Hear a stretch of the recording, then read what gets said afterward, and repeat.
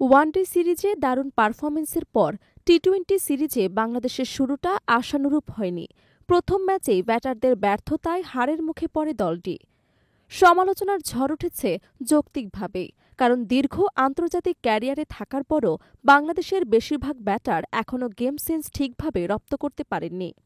West ইন্ডিজের বিপক্ষে সিরিজের প্রথম টি-২০তে এই চিত্র স্পষ্ট হয়েছে। ১৬৬ রানের টার্গেট তাড়া করতে নেমে অল্প রানে ৩ উইকেট হারিয়ে চাপে পড়ে বাংলাদেশ।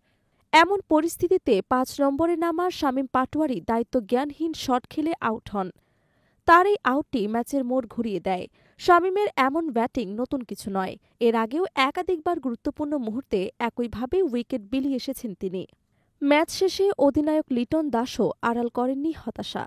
ইংরেজি এক প্রতিক্রিয়ায় তিনি বলেন, আমি শামীমের ব্যাটিং নিয়ে খুবই হতাশ। ওর আরও দায়িত্বশীল হওয়া উচিত ছিল। শামীমের পিঞ্চ হিটিং সামর্থ্য থাকা সত্ত্বেও ম্যাচ পরিস্থিতি বিবেচনা না করে এমন শট নেয়া দলকে বারবার বিপদে ফেলেছে। তবে শুধু শামীম নয়, পুরো দলেই এই সমস্যা প্রকট। পরিস্থিতি না বুঝে ঝুঁকিপূর্ণ শট খেলার প্রবণতা দেখা যায় প্রায় সবার মধ্যেই। গত ম্যাচে সোহানের বোল্ড হওয়া কিংবা সেট হয়ে থাকা তাওহিদ হৃদয়ের আউট সবই ভুল শট সিলেকশনের ফল। জাতীয় দলে থাকা জাকির আলীও রয়েছে ভয়াবহ ফর্মহীনতায়, তবে তাকে ফর্মে ফিরতে হবে দলীয় স্বার্থেই, কারণ টপ অর্ডার ব্যর্থ হলে তাওহিদ হৃদয়ের পর ইনিংস করার মতো নির্ভরযোগ্য ব্যাটার আর নেই। মিডল অর্ডারের এই ব্যর্থতার দায় নির্বাচন কমিটিও এড়াতে পারে না।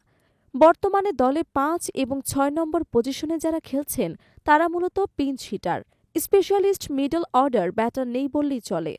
ফলে টপ অর্ডার ব্যর্থ হলে ইনিংস উদ্ধার করার কেউ থাকছে না। বাংলাদেশ দলে টি-২০ ব্যাটিং এখন এক চক্রাকারে ঘুরছে। অপ্রয়োজনীয় ঝুঁকি, দায়িত্বজ্ঞানহীন শট আর অভিজ্ঞ হয়েও ম্যাচ পরিস্থিতি না বুঝে ভুল সিদ্ধান্ত।